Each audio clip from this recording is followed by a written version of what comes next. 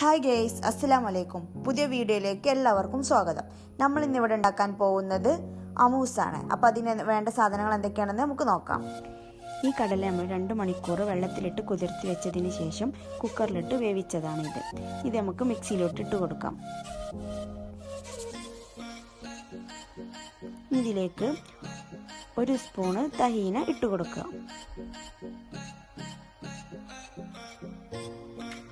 വെളുത്തുള്ളി ഇട്ട് കൊടുക്കുക.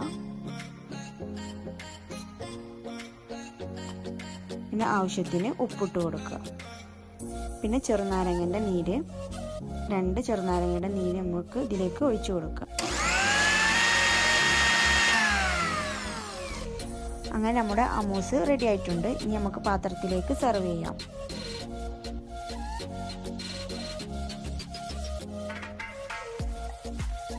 ഇനി നമ്മൾ ഇതിലേക്ക് ഒലീവ് ഓയിൽ ഒഴിച്ചു കൊടുക്കുകയാണ്. ഒലീവ് ഓയിൽ ഒഴിച്ചതിന് ശേഷം നല്ലതുപോലെ മിക്സ് ആക്കി കൊടുക്കുക. ഈ ചപ്പാത്തിൻ്റെ കൂടെ കുബൂസിൻ്റെ കൂടെ ഒക്കെ കഴിക്കാൻ നല്ല ടേസ്റ്റ് ഉണ്ട്.